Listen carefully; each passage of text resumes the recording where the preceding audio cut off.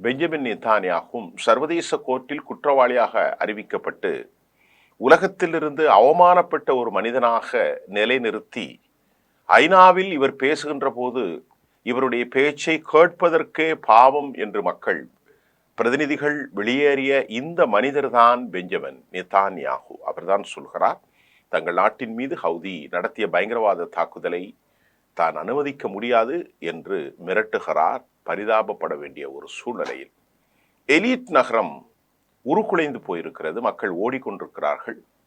இதுதான் உண்மையான சம்பவம். அவர்களே 2 பேர் மரித்து போனதாக, 20 பேர் இறந்து போனதாக அவர்கள் அந்த பாவ அறிக்கையை கன்ஃபஸ்ட் செய்கிறார்கள். ஆனா உண்மையிலேயே இதுவரை நமக்கு கிடைத்த தகவல் 30க்கும் மேற்பட்டவர்கள் இருக்கிறார்கள். ஒரே நகரத்தில் பல கட்டடங்கள், ஹோட்டல்கள், உளவு அமைப்புகளின் ஸ்ட்ரக்சர்கள் எல்லாம் நாஸ்தியாகி கொண்டிருக்கிறது.